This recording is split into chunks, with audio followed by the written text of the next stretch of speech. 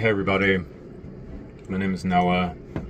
I own a 2016 BMW X5 diesel. It's a 35D, and I thought I'd put this video together because I had a warning that said it wasn't a check engine light. It said that the drivetrain needed to be serviced, and so I took it to BMW, and they told me that the diesel particulate filter was at the end of its life, and so they quoted me $7,000 to change that thing. Of course, I said no, I'm gonna find another way. All of the aftermarket diesel particulate filters for that F15 were stuck overseas because of tariffs. So months went by, and I kept checking in, and these part companies were like, yeah, we're not going to have these in for months. So I had to find another way. The other way was basically to pull the DPF, take it to a professional cleaner, and I took it to a company called DPF Alternatives, and that's what they do for a living, is clean DPFs from semis, tractors, farm trucks, things like that. They do flow testing and everything. So turns out that mine, had I driven it maybe another month, I would have blown the turbo. So yeah, he did some flow testing on it, got it back to OEM spec, and then I put the thing back in, did all of the adaptations, reset all the adaptations, and the car's back running perfectly. So in this video, I'm gonna walk you through how I did it. I'll eventually be showing you kind of some key points on the car that'll help you out. I know it's not super helpful that I'm not underneath the car showing you everything, but the thing is, the labor on this job is so intense that there's no way that I wanted a camera under there, basically delaying the process. It took me 12 hours to get the DPF out, 24 hours to have it clean, 12 hours to put the thing back in. And that's with resetting adaptations, connecting it to the autel, and everything like that. So the first part of the video, I'm going to tell you what you need so that you don't delay this job. Yeah, I ended up posting this on this diesel Facebook page that I did this job, and you know, I gotta say, if you think you can do better, then do it. Like, you don't need to leave me a comment. You know, like, this is for people like me who were in a spot, I can't get the part. Literally the only way to fix it was to get it cleaned. So yeah, if you have any other suggestions, then post your own video. This is solely to help out a person like me, because I didn't really know what I was doing. And all of this is from memory. So now that it's fresh in my mind, I wanted to share it here quickly and literally walk you through every step of pulling it and then putting it back in, and hopefully it'll save you at least a couple hours. And things I wish I would have known had I watched the video like this. So first we're going to go over what you need. All right, so the way that I did it, I had a huge crowbar, because you have to drop the subframe, and the subframe doesn't drop that far. I only got it to drop around 1.5 inches. And the way that I dropped it was I put a crowbar on the very edge of the subframe, towards the rear of the car, and I pushed it up as far as it could go, and then I rested the handle of the crowbar on a jack stand. That way the subframe was as low as it possibly could be. So you might need a crowbar. I've saw some other ingenious ways that people have pried that subframe down.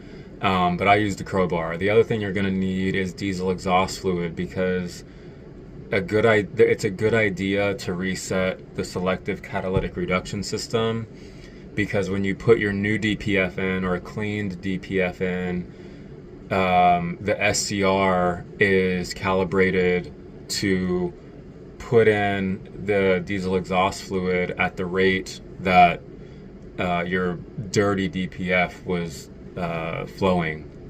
So the only way to reset the SCR is by full diesel exhaust fluid tanks. It won't let you do it unless you have full topped off DEF. The other thing you're going to need is a socket set that specifically has external Torx sockets in there. There's a lot of external Torx, one of them being a bell housing bolt that you're going to have to undo. That bell housing bolt connects a bracket that holds the diesel exhaust fluid lines next to the bell housing, basically. So you're gonna have to take that out, because that bracket intact won't allow you to pull the DPF out of that little hole that we're going to be creating. So you'll need an external Torx socket set, also because the bolts that hold the motor mount onto the subframe are external Torx. The bell housing bolt is an external Torx. There's a lot of things. The V clamp that holds the SCR to the mid pipe, that's connected to the DPF. There's a clamp that holds the diesel exhaust fluid lines onto that mid pipe. There's a clamp that is external Torx. So you're going to need an external Torx socket set. You're going to need impact swivels. I had 1/2 inch impact swivel and 3/8 inch. There's a lot of bolts in there that you cannot get to unless you have a swivel. You also need a telescoping mirror, because there's a lot of stuff that you can't see that you're going to have to get out. So a telescoping mirror is a good idea. It's also a good idea to have an extra set of jack stands. At first I put the jack stands underneath the subframe, because people are always like, oh, the subframe's going to fall on you, whatever. It probably won't. The subframe is connected to a lot of suspension parts, and those suspension parts do not move easily. I was only able to get the subframe down 1.5 inches maybe, and I ended up taking the jack stands away because it wasn't going to fall on me. There's 6 bolts that connect the subframe to the mainframe, and I loosened all 6 bolts, and I wasn't dropping hardly at all. So it's a good idea to have an extra set of jack stands just in case. They might come in handy. I put the car on 4 jack stands. I lifted the car as high as I could. Put it on jack stands because you're going to need the floor jack to lift the engine. You're going to need a 2x4 to put underneath the engine and lift it up. So you're going to have to use that floor jack to lift up the engine, or you could use an engine hoist. On top of the engine, there's a place where you can hook the engine to and hold it up on top. If you put the engine holder on top of the strut mounts, you could do it that way, but you're going to have to take apart a lot of things on top of the car. And it's just, I think it's just easier to use a floor jack underneath the car. So it's also a good idea to have a torque wrench. It's really hard to torque the motor mount bracket bolts, but it might be worth a shot. So diesel exhaust fluid, crowbar if you have one, extra set of jack stands, external Torx sockets, and a telescoping mirror. And as we get into it, you might, you're going to need a oxygen sensor removal tool as well.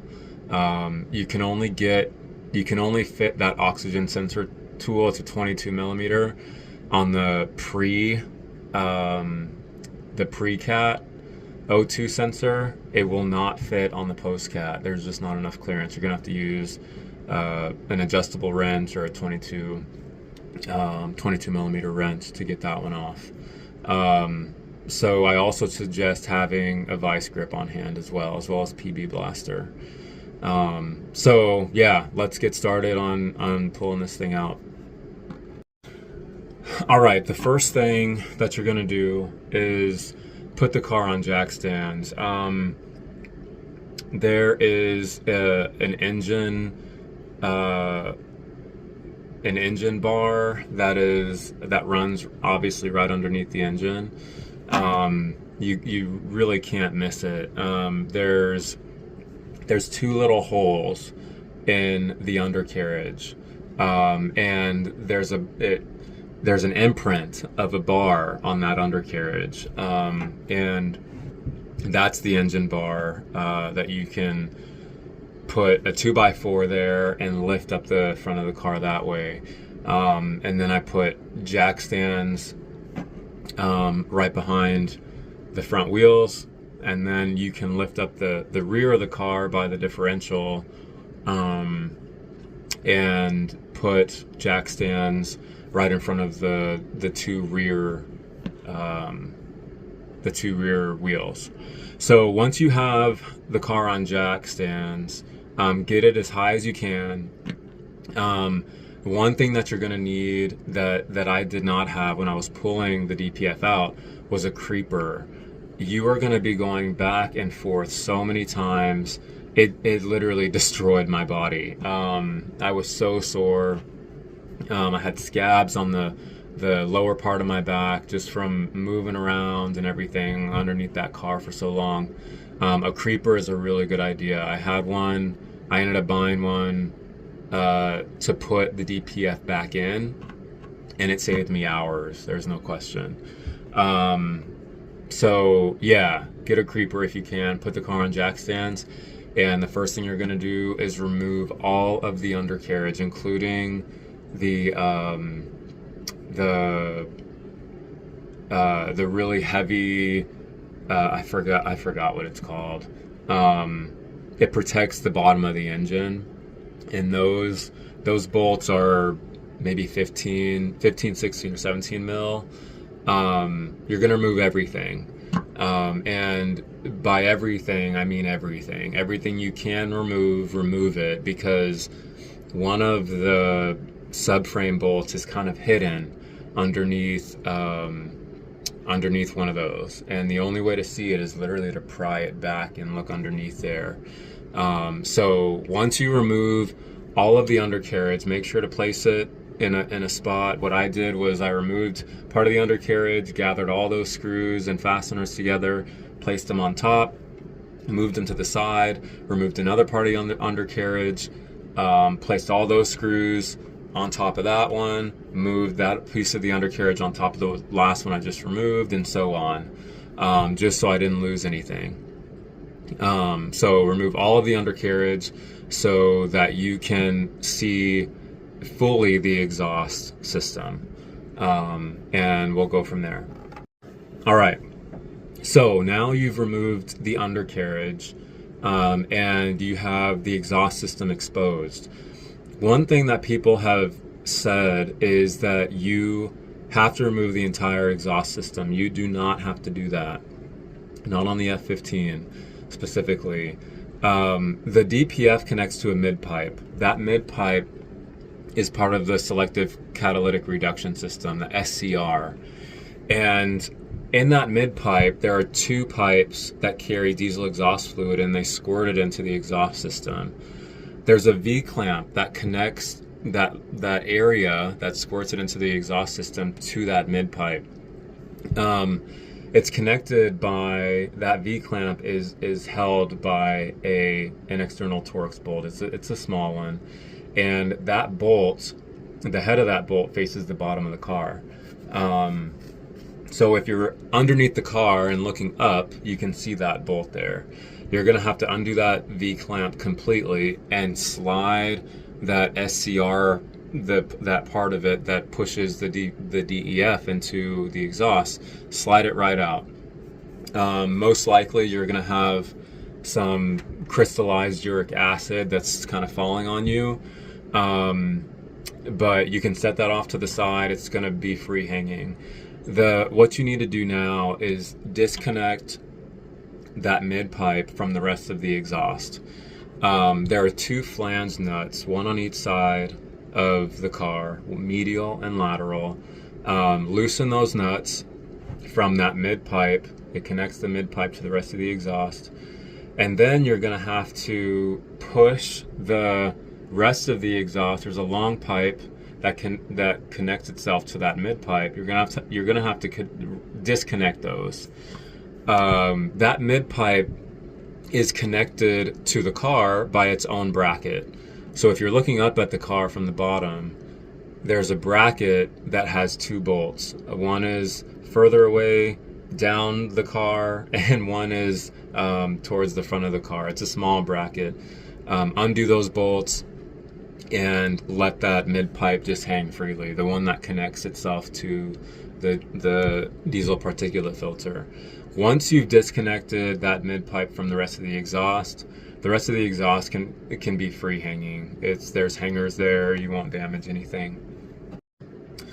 So you've disconnected the mid pipe from the rest of the exhaust, and you've also disconnected the DEF line from the mid pipe. So now your DPF and the mid pipe are connected by a clamp. That clamp is welded to that mid pipe itself, but it slides onto the DPF. You can go ahead and loosen that clamp.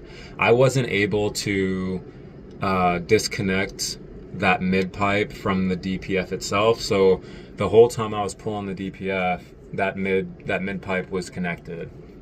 When I took the DPF to get cleaned, the cleaner was able to disconnect those, and I was able to reconnect them on install.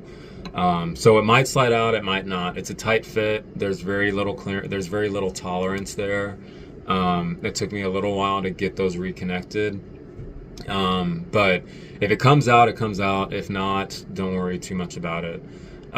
So now the next part of your project is to remove the motor mount and the motor mount bracket. Now this is going to be difficult.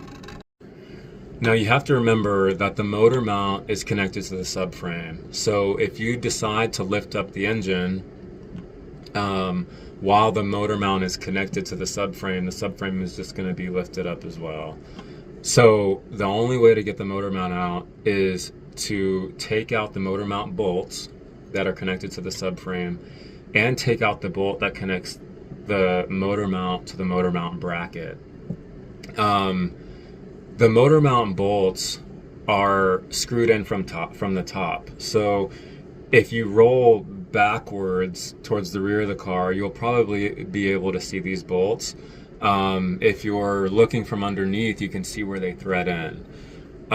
These are Torx bolts. I think they're E4, E5. You're gonna have to loosen those bolts and take them all the way out. And so the whole purpose of what we're doing now is to disconnect the motor mount from the motor mount bracket, so that when you lift up the engine, when you lift up the engine and you drop the subframe, you'll have enough clearance to take that motor mount out completely. So those bolts are pretty easy to remove. You're gonna have to feel around for the one that is towards the front of the car. It's hard to see. But once you start loosening them, you can probably loosen them and take them out by hand. The next bolt that you're gonna have to take out connects the motor mount bracket to the motor mount itself.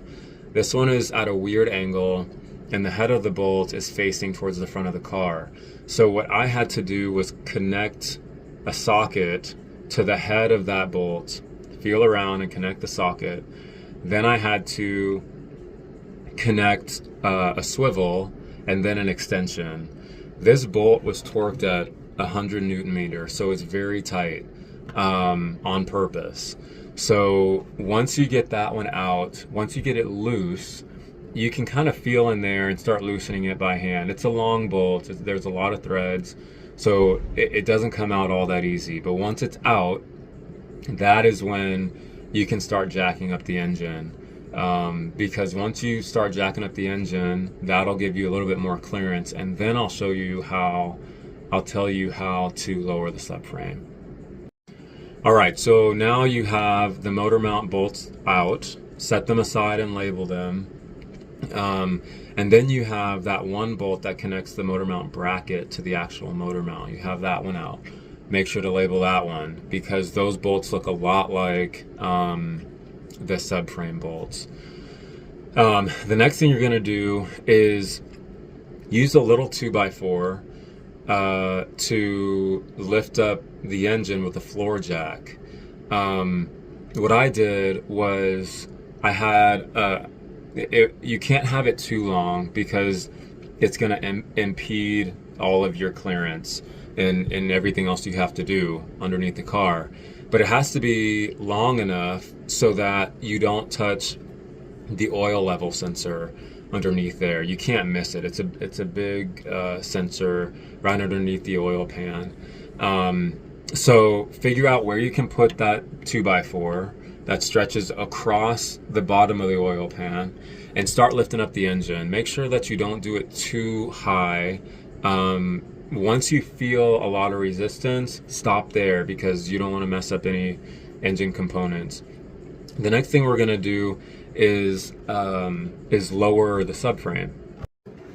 So there are 6 bolts that connect the subframe to the main frame, and 2 of those bolts are very visible. There's 3 on each side. For you'll have to loosen all 6 bolts. One of them is right by the selective catalytic reduction, that mid pipe that you removed. You'll see that big one right there.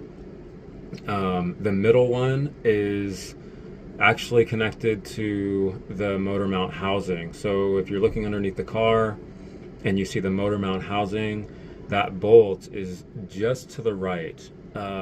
It's sort of in its own little hole, and you're gonna need an extension for that one. So I had to buy a 1/2 inch, it was like 8-inch extension, something like that. The forwardmost subframe bolt is hidden. It's hidden by a piece of plastic, and that piece of plastic you actually screw part of the undercarriage into. So you're gonna have to poke around and peel back a piece of plastic to see that bolt. So you're gonna have to loosen all 6 bolts. I took out the rearmost, the bolt that is rearmost facing on the car, in order to get the crowbar in there and lift up that crowbar and rest it on a jack stand. Again, I don't think the subframe is going to fall on you, but just in case, if you have an extra set of jack stands, put it under, as you start to loosen these bolts, put those jack stands underneath the subframe just in case it does come loose.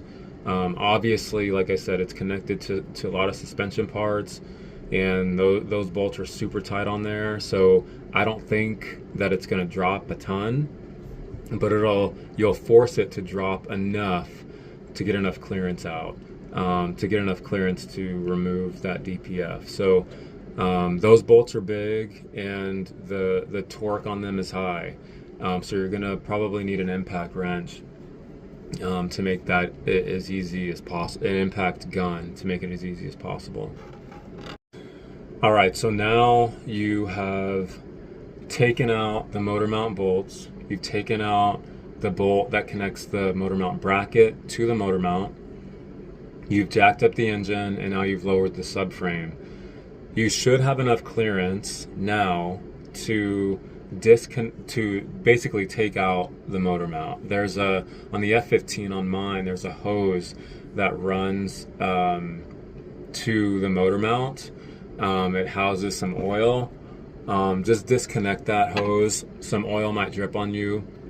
I zip tied mine to the subframe, just so I knew where it was, and I zip tied it so that the hole was pointing up and not down, because I didn't want anything leaking. So now you got to get that motor mount out. You might have to maneuver it in ways to get it out, but eventually you'll get it out. Now the next part of this is removing the motor mount bracket. This is going to be really tough because you have 4 bolts to take out. I didn't realize that. I thought I had 3, and I could not get that motor mount bracket out until I reached around and felt that there are actually 4. There was one that you cannot see, and I never saw. It's the one that is towards the front of the vehicle, and you're going to have to fit a socket on there, and then a swivel, and then an extension to get that one out. And you're going to have to do the same thing to get it back in there. So in order to get that motor mount bracket out, you're actually going to have to take off the DPF completely from its own bracket. Now, to do that, you have to disconnect the DPF from quite a few things. One, you have to disconnect the V-clamp that holds the DPF onto the turbo. You can use an extension from the top of the car. You can see it. You can use an extension to remove that bolt completely, and I just let that V-clamp hang onto the turbo, and I put that bolt off to the side and labeled it. The next thing you're gonna have to do is disconnect the precat O2 sensor. Despite what people may say, O2 sensors and NOx sensors are color coded. O2 sensors have a black cable. NOx sensors have an orangish/reddish cable. There's a pre-cat O2 sensor and there's a post-cat O2 sensor. The pre-cat O2 sensor has a heat shield on it. That's how you know it's pre-cat, because of all that heat buildup. There's a heat shield on that one. The post-cat O2 sensor is really easy to remove. That one, you're gonna either have to use an adjustable wrench or a 22mm wrench to get that one off, because an O2 sensor socket will not fit on there. You're then gonna have to remove the EGR exhaust gas temperature sensors. Those are 14mm hex bolts, and I did my best to use a wrench for those, but a wrench will not work. It's really soft metal, and I started rounding out the corners. So the way that I did it was, they were on super tight, so I sprayed a lot of PB Blaster on it, let it sit, and then I ended up having to use a vice grip to get both of those off. And so you're gonna have to use a oxygen sensor socket to get the pre-cat O2 sensor off, and that one's pretty easy to do. You can just kind of feel around, and once you loosen it with the socket, you can get it off by hand. The temperature sensors have a long needle, so be careful not to damage that. What I ended up doing was, when I took off all those sensors, I put them in a latex glove and zip tied that latex glove just to make sure that it didn't damage anything when I was taking off the DPF, or getting anything unduly dirty, things like that. The other thing that you're gonna have to undo or take off there's 2 hoses that run to what's called the differential pressure sensor. When you take out the DPF, usually those hoses will just drop down. For me, there was no need to reach up and pull them off. But I'll remind you to, when you do the install, I'll remind you that you're going to have to reach up and attach those hoses to that differential pressure sensor. You're also going to have to take off the nitrogen oxide sensor that's connected to that mid pipe, the selective catalytic reduction system. So in recap, you're going to have to take off the precat O2 sensor with a 22 millimeter O2 sensor socket. You're going to have to take off the two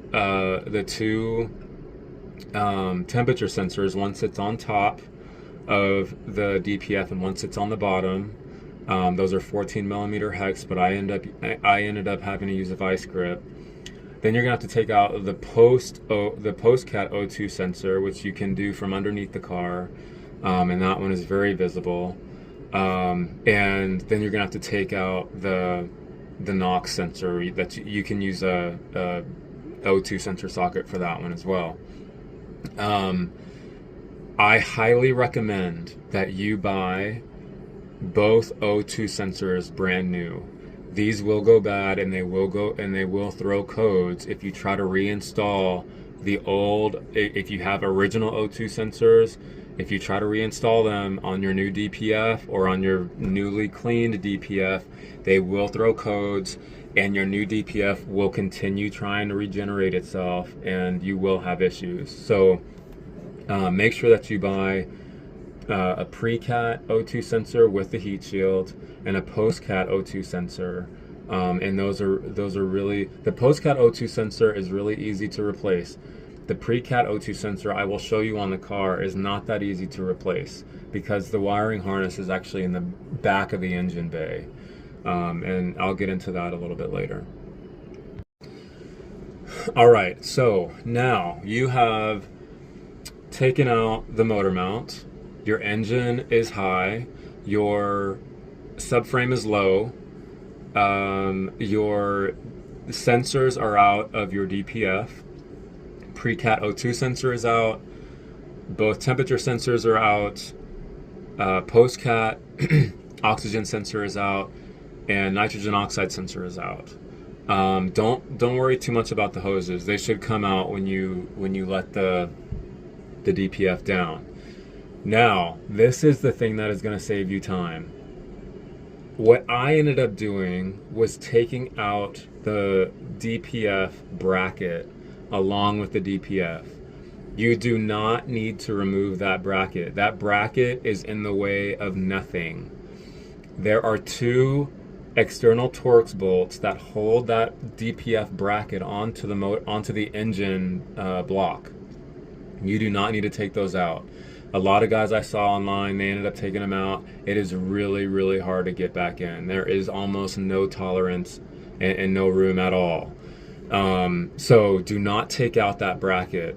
The reason you don't take out that bracket is because the engineers designed it so that when you put the DPF in, it literally sits on that bracket as a hanger. There's a threaded, it's welded onto the DPF. There's a thread that goes from the DPF, and when you hoist it up, you rest that on the bracket itself. So I don't know if you'll be able to see it, but the bracket is held on kind of like the one of the corners of the bracket is held on like this. And the DPF, when you lift it up, that thing sticks out and boom, it rests right in there. So at the top of the DPF bracket, it's a nut that you're gonna have to screw on there to get the thing back on. And on the bottom one is a bolt. So when you're looking at the DPF from the bottom of the car, you can see the bracket itself. And there's two nuts. The top nut, there's two fasteners, I should say. The top fastener is a nut. That's the one that's the one that's connected to the hanger. The bottom one is a bolt. That's the one that eventually you're gonna have to find the hole and screw it in. But when you're taking it out, Loosen the bottom one first. It's very, very difficult to do. There's almost no tolerance at all. I had to use my left hand. You're gonna have to use a ratchet wrench for this. I believe it's 13 millimeters, 13 or 14 millimeters, and use the ratchet part of that wrench to fit it onto that bolt, and you're gonna ratchet it left and right. Literally, there's so little tolerance in there that it was one click for me. So left, right, one click. That was all the room I had. But once you loosen those, they're not super tight. So once you loosen them, you can eventually unthread them by hand. Unthread the bottom one, and that's the bolt. And then you go to the top one, unthread the top one, and that is a nut. You can do them both, and the DPF will not fall out because it's on the hanger, which is really ingenious, and that literally saved my life on install. So set those off to the side and label them. And remember, and the one thing too about not taking that bracket out is that there's only one way that bracket fits back in. And if you don't remember, you're going to be spending a lot of time trying to get that bracket back on the one way that it goes. So leave the bracket on, and once that top nut is out, and once the bottom nut is out, that connects the DPF to its own bracket, that's when you can lift the DPF out of the bracket. You have to lift and move it to the right, and then boom, it'll fall down. This will allow you to loosen every single bolt on the motor mount bracket. So when you've lifted up the DPF and moved it to the right to allow it to drop, that's when those hoses usually fall out of the differential pressure sensor, and you don't have to worry about those. So now you have access to the motor mount bracket bolts. This is going to be tough, but now you have clearance enough to fit a socket onto each one of those bolts. Then you got to fit a swivel and then an extension, and then just loosen those bolts right up. Get them out far enough to use your hand to thread them out. Take those bolts out, set them off to the side, label them, and then you have to play a game of Tetris to get the motor mount bracket out of that hole. It's a really weird shape. So you might have to put the DPF back on its own bracket to get the motor mount bracket off or out. That's an idea. Otherwise, yeah, you're just gonna have to maneuver that bracket around the DPF to get it out, because the DPF won't come out with that bracket in there. The bracket's gonna have to come off, or the bracket's gonna have to come out. So you get that bracket out, and now it's almost time to remove the DPF. I should also mention that upon removal of the motor mount bracket, there's a ground wire. It's really thick, and you can see where it slots in. It's a ground wire that connects to the bottom of the engine, and I had to remove that nut to loosen up that ground wire, because it just, for some reason, it just caused issues, and there's so little tolerance in there at all that the ground wire was just getting in the way. So caution that if you do take off that ground wire and you did not disconnect your battery, that ground wire is live. So if it connects, if it touches any conductive material, it will spark. And that's what it did for me. It accidentally touched, I think it touched the motor mount bracket. It touched something and it sparked. So if you didn't disconnect your battery, know that ground wire is live, and if it touches metal, If it touches almost anything other than what it's supposed to touch, then it's gonna spark. So know that you have to take that off if you want a little bit more clearance. I couldn't maneuver around it, but when I took it off and I moved it around a little bit, I was able to get that motor mount bracket out. Okay, so there's one more thing that you're gonna have to remove in order to take out the DPF. There's a bell housing bolt that has a bracket that is connected to the diesel exhaust fluid lines. The diesel exhaust fluid lines are connected by I believe it's a 9 or 10 millimeter bolt, and you're gonna have to take that bolt out. That disconnects those lines from that bracket, but the bracket itself is in the way of you being able to pull that diesel particulate filter through that hole. So this bell housing bolt is a external Torx, and it's long and it's big, and I think it's torqued around 40 to 50 Newton meters.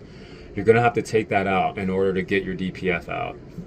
I wasn't sure about that, but I finally realized that that was the thing that was holding me up. So remove that bell housing bolt that holds the diesel exhaust fluid line bracket. Remove it completely, and then now you're able to pull your DPF through that hole.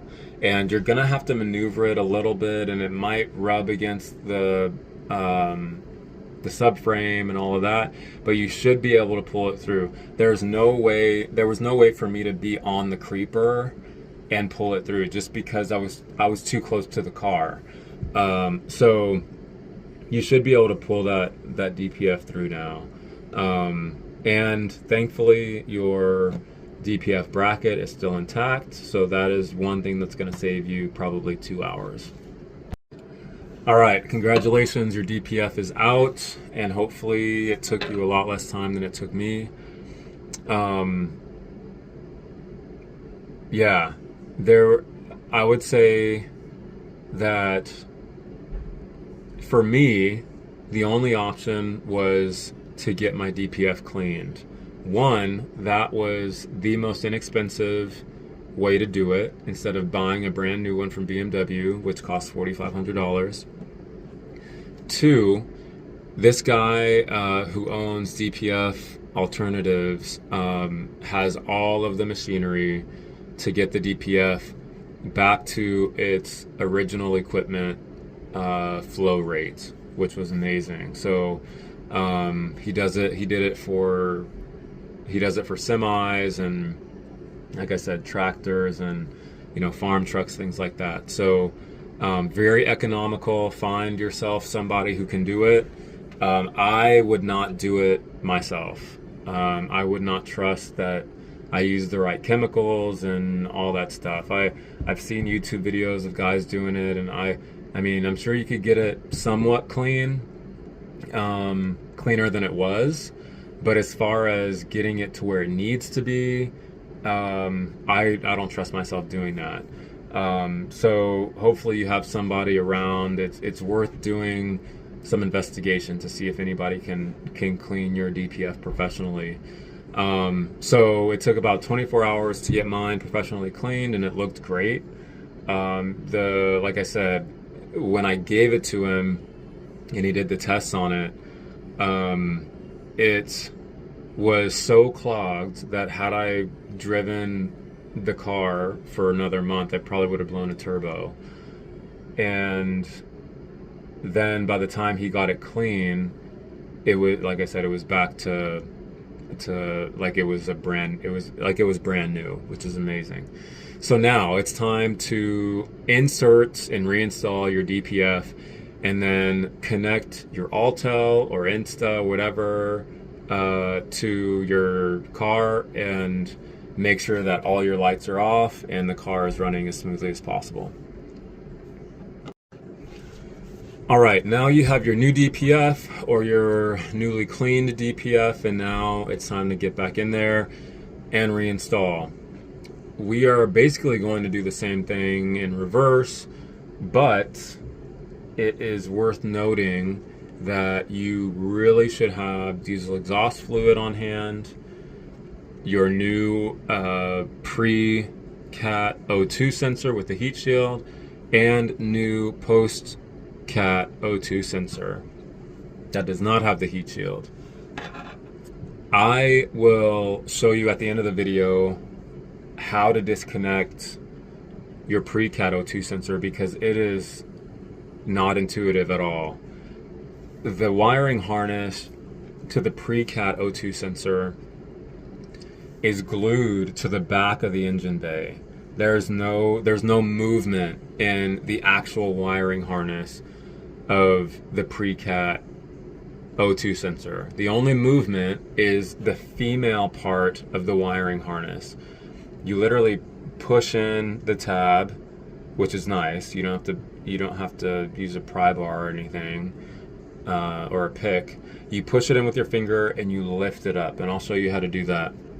What I ended up doing when I replaced mine was I just left the male part of the wiring harness back there, because one, nothing is touching those wires and nothing is connected, and two, it would be more of a headache for me to try to get that wiring harness out when there's really no need to do that. And this way it makes my life a lot easier with that female version, that female part of the wiring harness loose, and boom, you know, if I need to replace it, boom, it's right there. I don't have to do anything crazy. So make sure that you have your new O2 sensors. Hopefully you have already replaced your NOx sensor, the one that connects to the mid pipe of the selective catalytic reduction system, goes over the transmission. That one was really tough to replace. Hopefully you replace that. If not, it might be in your future if you're replacing your DPF or getting it cleaned, because it goes kind of around the same mileage as your DPF does. So anyway, time to install your DPF. Fit it back through that hole and hang it on the hanger, because you're gonna have to get the motor mount bracket back in there. You cannot, this is very important, you cannot install your DPF with all the sensors and the bracket bolts and the nuts and everything else and put in your motor mount bracket bolts. There is no clearance. The bolt that is most rear the car of the motor mount bracket does not thread into the hole with the motor mount in place. I made that mistake, and it was probably the worst mistake I ever made. I installed the DPF, attached all the hoses, the sensors, connected it to the turbo. I literally did everything, and then tried to get the motor mount bracket installed and in place, and there was one bolt that didn't fit, and that bolt was the one that was nearest the rear of the car because the DPF was in the way. So I am saving you a lot of time by telling you that you have to install the motor mount bracket before you fully install the DPF. All right, so you've gotten your DPF back in the hole and you got your motor mount back in, which is a task in itself. But now you have to connect the motor mount bracket to the engine block. The best thing that you can do is get one bolt in. You don't have to thread it in all the way, but just get one bolt in. And then what was easiest for me was getting the two middle bolts in, so that the other ends of the motor mount bracket at least lined up somewhat for me to fit those bolts in. The bolt that is connected to the forward-most part of the motor mount bracket, you will not see. I had to use I had to go by feel. And thankfully, I couldn't believe it. Thankfully, I got that bolt in there and I was able to thread it in. And eventually, I was able to fit a socket on there, then a swivel, then an extension, and then get that bolt really tight. For me, there was no way that I could torque that bolt. I believe they torque around 40 Newton meters, something around there, because they're aluminum. Do not break those. Do not over tighten them. And with your DPF off of its own bracket, you can also tighten the bolt that is positioned in the most rearward part of the vehicle. So there's 4 of them, and once you get the motor mount bracket in place and secure, that is when you can start getting your DPF onto the bracket and hooked back up. Now, the easiest thing to do is to lift up your DPF and hang it on the hanger, because it's designed that way. Thankfully, it's designed that way. To get everything positioned correctly, the easiest thing probably, I didn't do this, but the easiest thing probably is to connect your DPF to your turbo, because most likely with that being lined up with your turbo, the bolt that connects the DPF to its own bracket, the bottom one, will line up pretty nicely. And then you can use your other nut on top to tighten everything up. Again, really tight tolerances. Make sure that you thread on both the top nut and the bottom bolt as tight as you possibly can by hand, because when you fit on your ratcheting wrench, any play in either of those bolts will not allow you to tighten those at all, because it's literally one click. It's probably 2 millimeters that you have to work with, 2 or 3. So yeah, make sure that your DPF bracket nut and bolt are tightened as tight as they can go by hand before you start using a ratcheting wrench, and you're gonna have to, play twister to get that ratchet wrench on there, like I had to. So a checklist for you. The hoses that connect to the differential pressure sensor are actually not that bad to get to. You're gonna have to use feel again, but there's enough clearance in there where you can reach up all the way to the top and feel where each hose connects to each hole on the differential pressure sensor.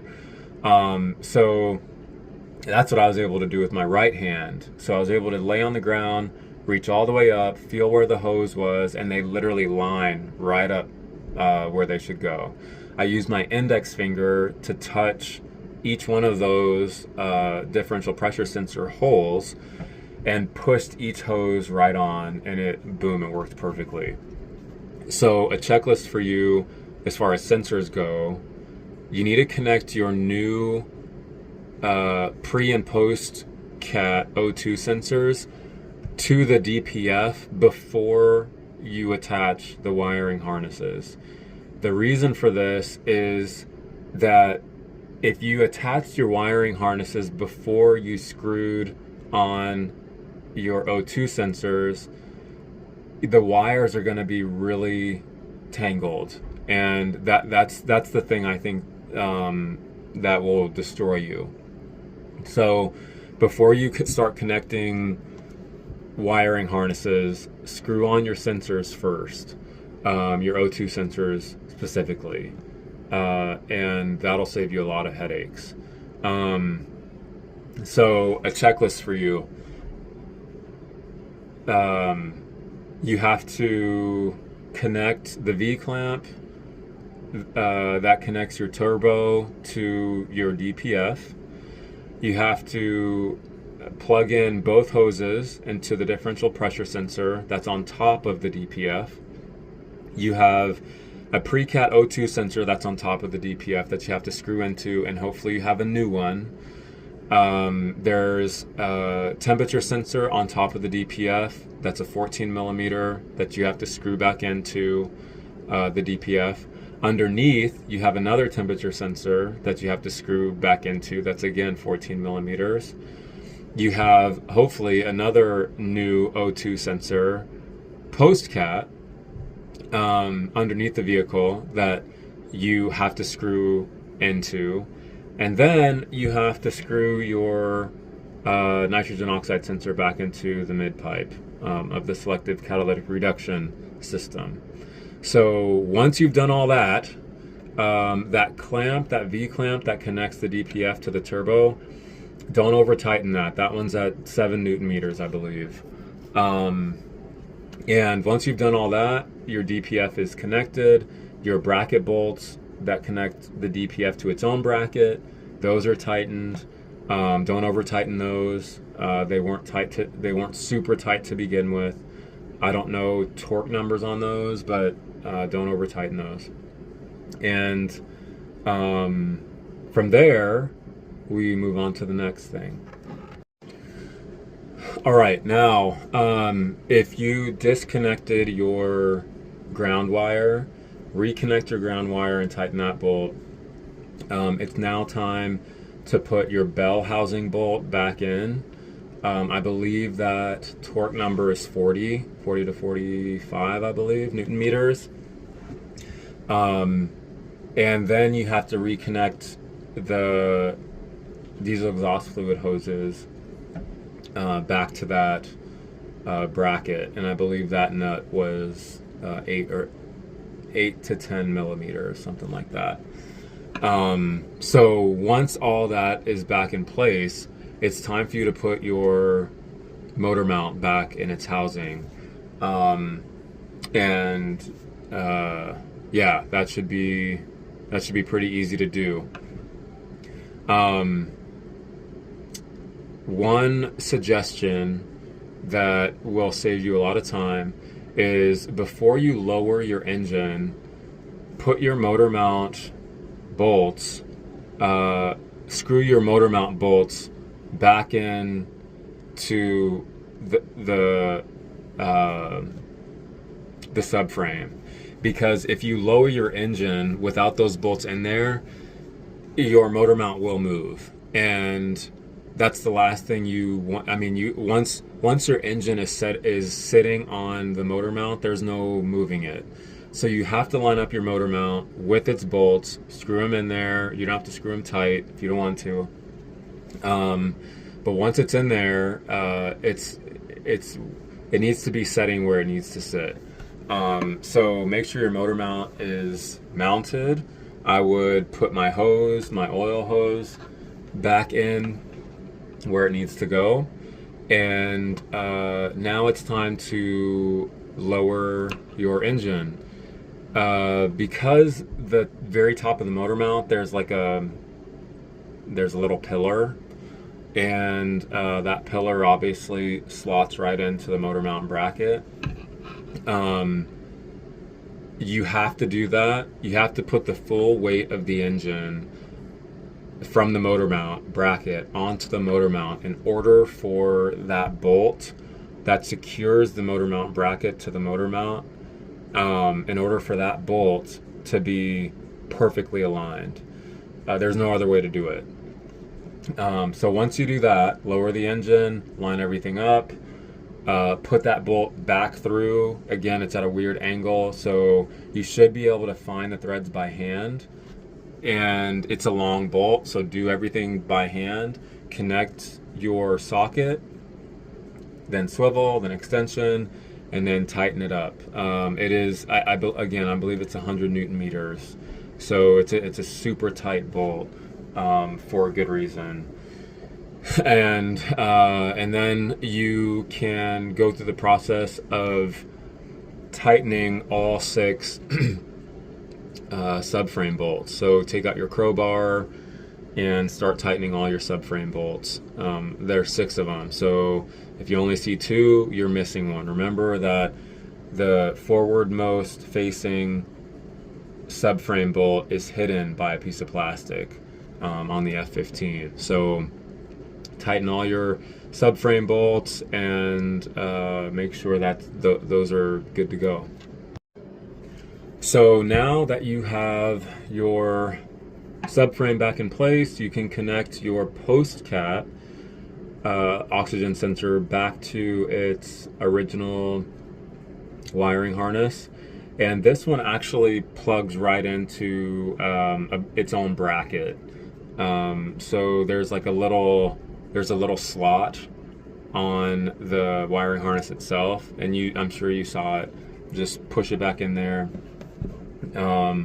so that it's sitting right against the body. And the precat O2 sensor, which I'll show you later in the video, connect that to its wiring harness. One thing that I did not realize is that there are precat O2 sensors that almost fit the wiring harness but do not. They do not fit. So if it does not mesh perfectly and click easily, you have the wrong one. I bought one from O'Reilly, and it was the only one in the state, and the one that I needed, nobody had it. I had to order it. Actually, Amazon had it, Bosch, and thankfully it was fairly cheap. But I was forcing this wiring harness to work because I needed the car to work, and it ended up being the wrong sensor and the wrong harness.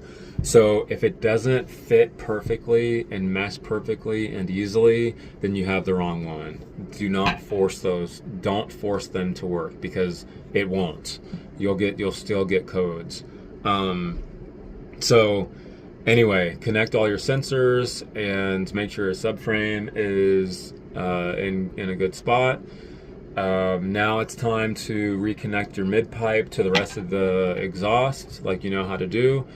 Connect your mid pipe back to its own bracket. Connect the selective catalytic reduction system where the diesel exhaust fluid squirts into the exhaust. Connect those by that V clamp that you had. Make sure that the underside, that the external Torx bolt, the head of the bolt is facing down, and it actually there's only one way that it connects to that mid pipe. There's little teeth in there, and the teeth fit in perfectly so that it doesn't move. So you might have to hold it. It wants to come apart, so you might have to hold that in there while you hold that V clamp that connects both sides of those pipes, and then tighten that down using an external Torx socket. And yeah, I think you're ready to put the rest of all the undercarriage back in its spot. And from here, we'll connect the vehicle to the computer, and then I'll tell you how to get rid of all your lights, make sure everything is working perfectly. Okay, congratulations, you're almost done. So now all you have to do is connect your autel to the car, and what you're going to do is reset adaptations. You're going to want to reset your O2 sensor. You have to go into diesel, you have to click service, and you have to go into diesel electronics, I believe it says, something like that. Diesel something. And from there, you have to reset adaptations. I would reset your NOx sensors, lambda, O2 sensors, reset all those things. The other thing you need to do not do regeneration. You actually have to register the either cleaned DPF or new DPF as a new DPF. There's actually a spot to click that. register new DPF, and then it'll register all that stuff. Make sure that your diesel exhaust fluid tanks are topped off, because you're going to have to reset your SCR system as well, because the system is calibrated to a dirty DPF, and now that you have a new one, it needs to be different. So reset your SCR. I also did airflow. I reset my airflow, mass airflow sensors, EGR, exhaust gas recirculation valve. I reset all those. And once you do all that, clear all the codes, go for a test drive, make sure that everything is looking good and not coming back on, and boom, you're done. All right, so I wanted to show you the very top of the precat O2 sensor, and you see the heat shield right there, and that comes up, and you can see the wiring harness right here. So that wiring harness goes to the back of the engine bay right here. There's a cluster of wires right here. That's where that wiring harness is zip tied to. So when you're taking that off, you can see that little tab right here. So all you have to do is pinch that tab and pull up, straight up, and you'll be able to get that off. So the male end of the old wiring harness from your old O2 sensor will still be in there. You're gonna have to remove this when you take your engine cover off. You're gonna have to undo that, and this whole section right here can be pulled up and over so that you can get your hand down in there and unscrew or screw the new one in. So once that one is in and tight, then you can go ahead and plug that sensor into there. So yeah, that's about it.